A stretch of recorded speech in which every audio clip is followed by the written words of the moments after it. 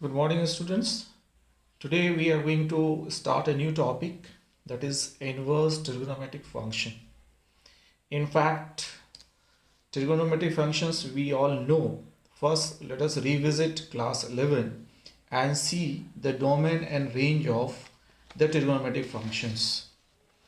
We know the sine function is domain is r, range is -1 to 1, cos domain is r or real number, range is -1 to 1, tan r minus all odd multiple of pi by 2 and range is r, and cot is r minus all integral multiple of pi and r, sec r minus all odd multiple of pi by 2, and your range is r minus you have to remove -1 to 1. Open means -1 and 1 is there, in between -1 and 1 is not there.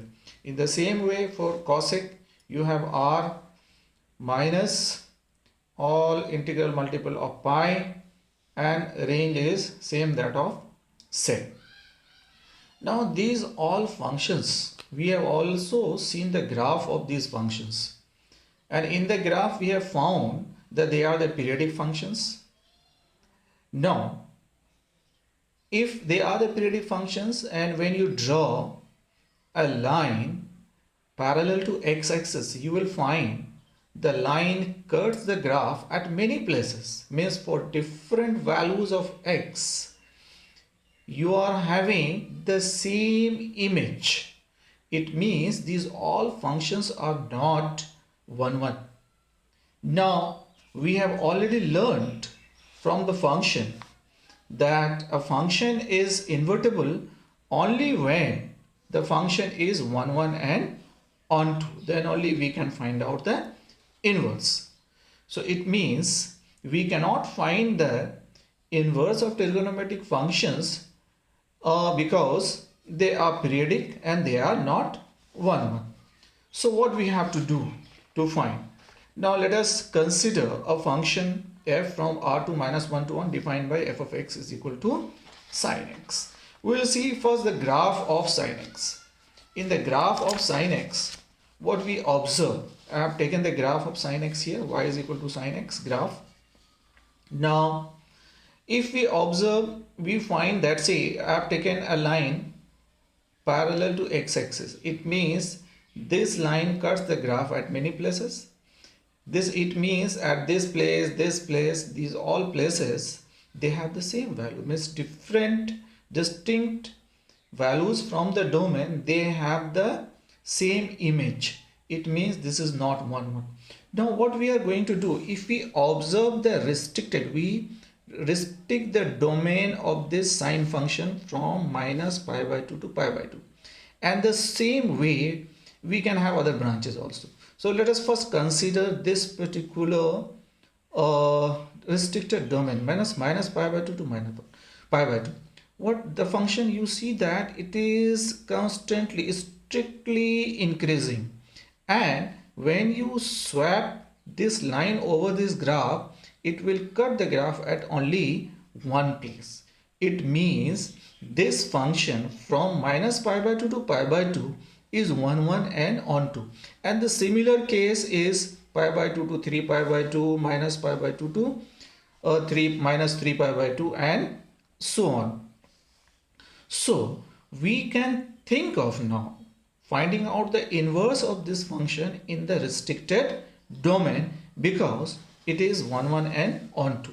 So if you take the sine function in the restricted domain, minus pi by 2 to pi by 2, and range is, it goes to 1 and minimum value is -1, so we can find out the inverse. So inverse, we can get it. So in the inverse, what happens? The range becomes the domain and the domain become the range. So we can say that sine inverse exists from -1 to 1, and the range is -pi by 2 to pi by 2. Also we know that inverse of sine is also known as arc sine. Somewhere you will find in some of the book arc sine is written, so you don't have to get confused with the arc. Now this particular branch, -pi by 2 to pi by 2, is called the principal value branch. We can think of finding out the inverse in other branches also, like here pi by 2 to 3 pi by 2, minus pi by 2 to minus 3 pi by 2.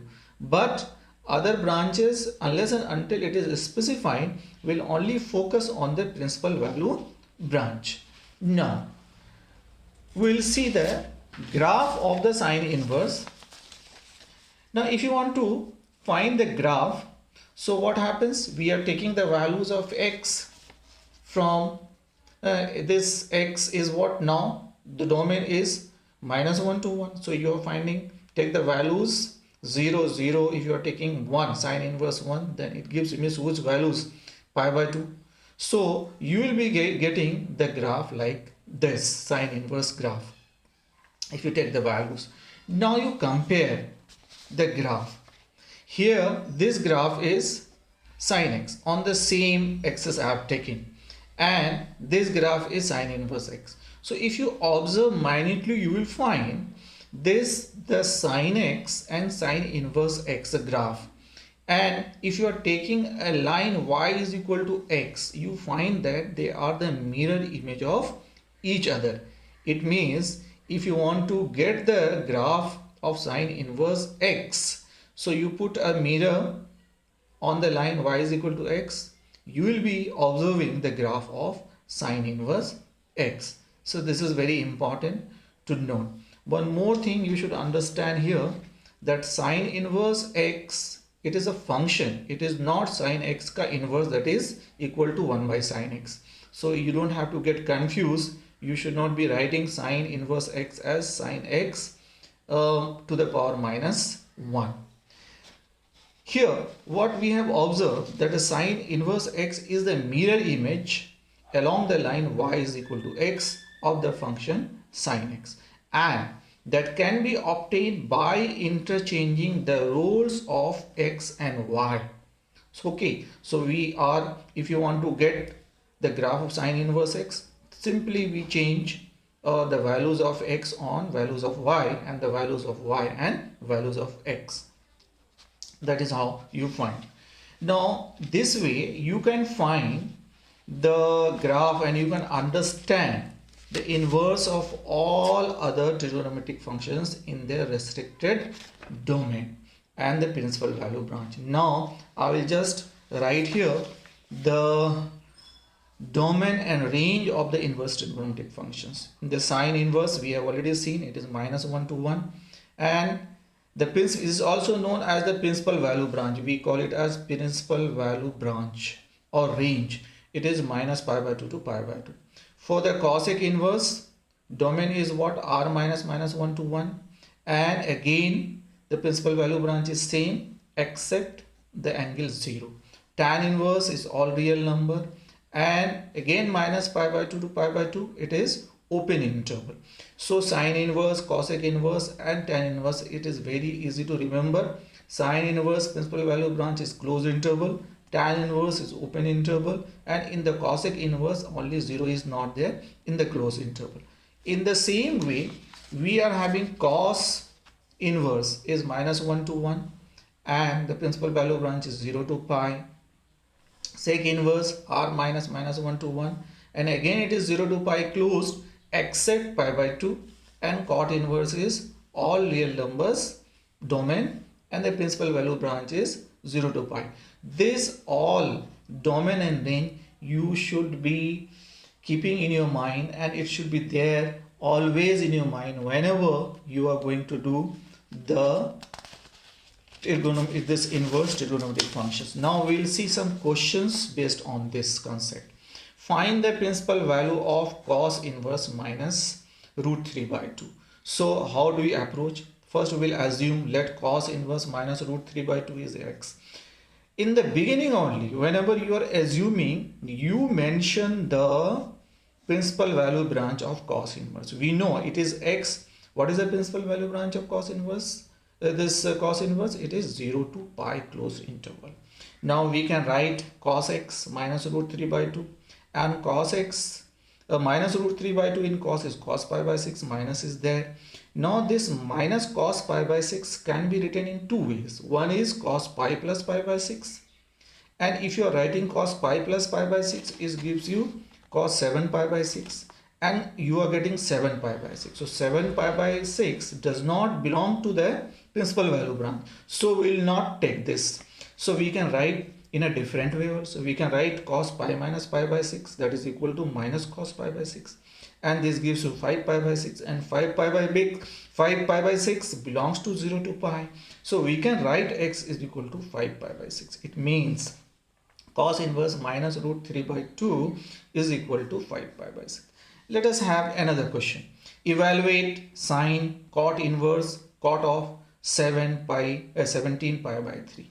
Now again, first what we'll do, we'll assume that cot inverse cot 17 pi by 3 is equal to x. Again, what is the principal value branch of cot inverse? It is 0 to pi open interval. Now we'll write cot x as cot 17 pi by 3. So now cot 17 pi by 3, we'll write it so that we get the angle from 0 to pi. So we can write this as 5 pi plus 2 pi by 3, means 17 can be written as 15 pi plus 2 pi. So 15 by 3 is 5 pi, and it is pi line again. So we know that cot pi plus is cot theta. So it is cot pi plus, means odd multiple of pi. So cot pi plus theta is cot theta, 2 pi by 3, and 2 pi by 3 is within 0 to pi. So we will be taking x is equal to 2 pi by 3. Now put the value of this x here, 2 pi by 3, and 2 pi by 3, if you don't know directly the value, we can write 2 pi by 3 as pi minus pi by 3. So it gives you sine pi by 3. So we can write the value as root 3 by 2. That is how we apply. Only the thing you have to keep it in mind, principal value branch. And I would like also to suggest you that all the graph you should understand.